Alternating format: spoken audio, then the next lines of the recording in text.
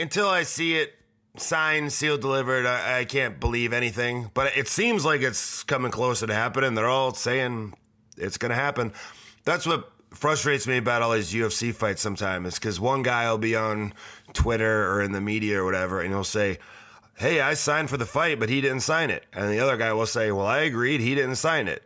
And then, well, you're both agreeing to fight, let's just do it. Like, I don't know.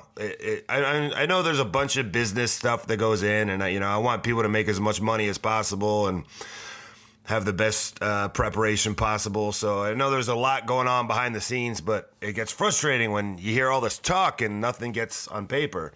McGregor wants it in front of fans, and hell, Florida's about to open up. Put that shit in Jacksonville Stadium. I know a guy. I'll put you in touch right now.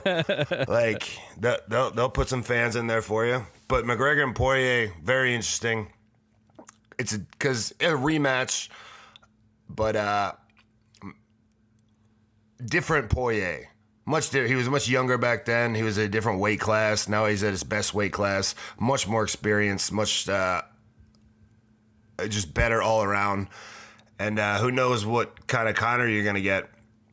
The Poirier of today, if he's 100%, the Poirier who fought Justin Gaethje, the Poirier who probably stepped into the cage against Khabib till he just got completely nullified with the takedowns, probably the Poirier who fought Dan Hooker.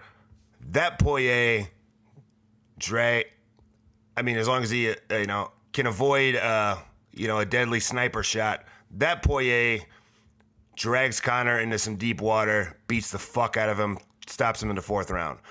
But how much damage, how much toll has been taken in all these wars Poirier has been in with Gaethje and Eddie Alvarez and so forth, and is it like has his trigger been pulled secretly? We don't know. There's been no real indication of that. His loss to Khabib, he just got, he got Khabib'd. He didn't look necessarily like he was had any toll taken on him from all these hard fights or anything. He just got taken down, wrestle fucked, and face locked or whatever, and choked out. Is it a rejuvenated Conor McGregor who's fresh against Dustin Poirier who's been through the ringer? Or is it a McGregor who's out at the clubs punching old men at bars and is not preparing fully? Or we have no idea what kind of McGregor we would see. Peak Dustin Poirier, like the Poirier that fought Gaethje, can definitely be Conor McGregor.